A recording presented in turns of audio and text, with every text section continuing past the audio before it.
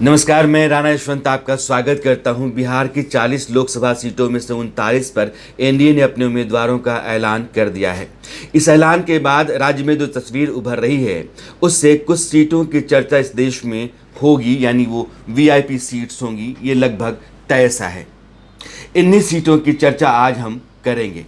सबसे पहले पटना साहिब। बीजेपी ने अपने उम्मीदवारों के ऐलान में यह साफ कर दिया कि शत्रुघ्न सिन्हा उसकी लिस्ट में नहीं है। पटना साहिब से पार्टी ने रविशंकर प्रसाद को चुनाव मैदान में उतारा है। दूसरी तरफ से शत्रुघ्न सिन्हा जो कमर कसे बैठे हैं वो मैदान में उतरेंगे। अगले 1-2 दिनों के भीतर वो कांग्रेस पार्टी ज्वाइन करेंगे और कांग्रेस के टिकट पर वो पटना साहिब से चुनाव मैदान में आपको नजर आएंगे। यानी मुकाबला पटना साहिब का रविशंकर प्रसाद बीजेपी बनाम शत्रुघ्न सिन्हा कांग्रेस के बीच होगा। यह सीट जो है, यहाँ कायस्थ वोट बहुत ज़्यादा है और बीजेपी की परंपरागत सीट रही है। 2 बार शत्रुघ्न सिन्हा यहाँ से सांसद रहे हैं, लेकिन इस बार मुकाबला कांटे का होगा।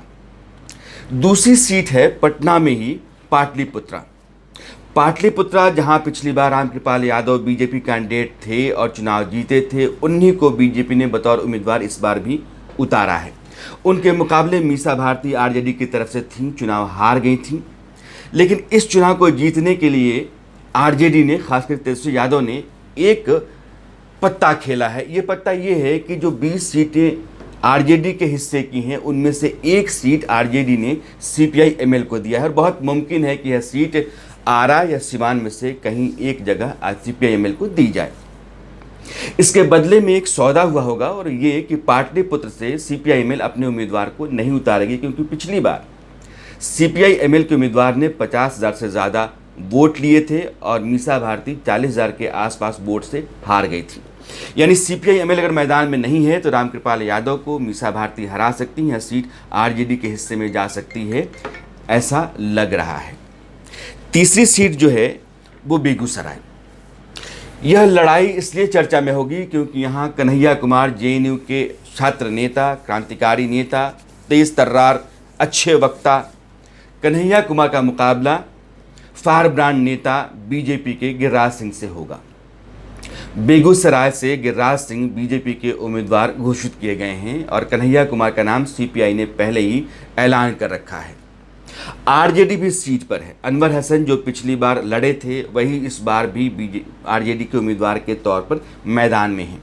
आरजेडी ने चूंकि पिछली बार 3.5 लाख से ज़्यादा वोट लिया था और सीपीआई के पाले में लगभग 2 लाख के आसपास वोट थे, इसलिए आरजेडी को उम्मीद है कि यहाँ उसकी स्थिति मजबूत है, जीत सकती है। उसने कन्हैया कुमार के लिए सीट नहीं छोड़ी, लिहाजा कन्हैया कुमार के लिए बेगूसराय एक टेढ़ी खीर है।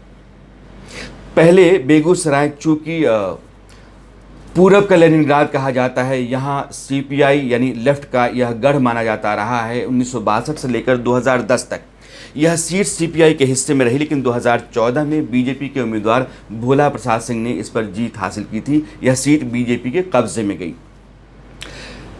पिछले कुछ वक्त से जो भूमिहार जाति है, भूमिहार वोट है यहाँ का, वो बहुत हद तक टूटा है, बीजेपी के हिस्से में आया है और लेफ्ट से उसका मोहभंग हुआ है।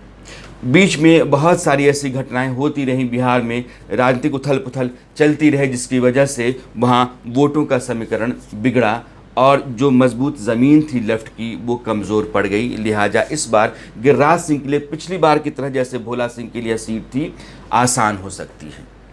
लड़ाई यानी मुकाबले में आरजेडी और सीपीआई वोट बांटेंगे और जो वोट बैंक बीजेपी का है वो गिरिराज सिंह के पास आता है तो बहुत संभव है कि इस बार बीजेपी फिर से इस सीट को जीत ले। अगली जो सीट है वो दरभंगा की है।